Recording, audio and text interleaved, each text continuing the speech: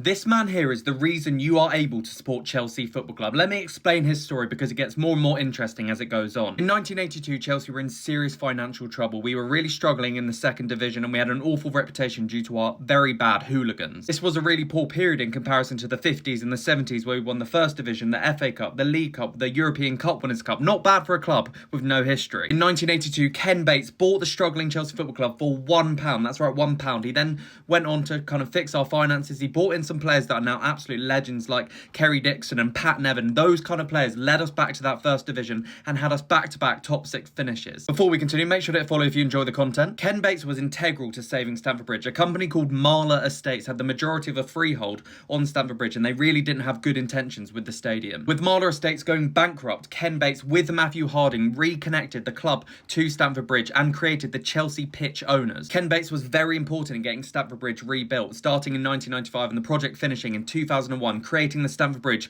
we all know and love today. Before we have the good ending, it is worth saying that there were some bad times with Ken Bates. First of all, we had a legal battle with Matthew Harding, and that legal battle had to end because Matthew Harding had tragically passed away in a helicopter accident. He had some really bad interactions with the fans. For example, loads of supporters groups he had some legal battles with. And then also he tried to make an electric fence around Stamford Bridge to stop the hooliganism, which didn't go down well. Ken Bates ended as Chelsea chairman as someone who had basically bought the club out of a really bad financial spot, rebuilt Stamford Bridge, had got us back to the top division where we were a very firm top 6 club. We even in 1999 came 4 points behind that winning Manchester United squad. We had players like Zola, Vialli and Desai. It was just an absolute new Chelsea. With there being some stadium debt at the club and him probably taking the club as far as he could go, he sold the club to Roman Abramovich in 2003, and that could be one of the best decisions in Chelsea Football Club's history because now we are champions in the world and we've gone so far from that £1 purchase from Ken Bates.